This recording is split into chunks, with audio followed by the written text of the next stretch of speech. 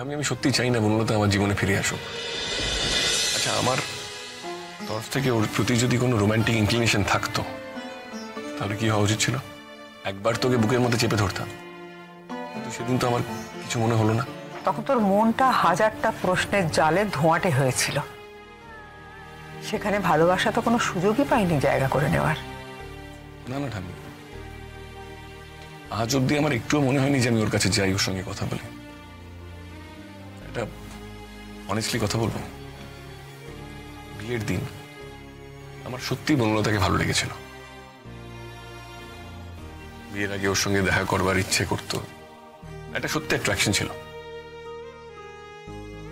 এখন সেটা ছিটেফোঁটা বেঁচে নেই আমার মধ্যে। আমি সত্যি চাই না বনলতা আমার জীবনে ফিরে আসুক।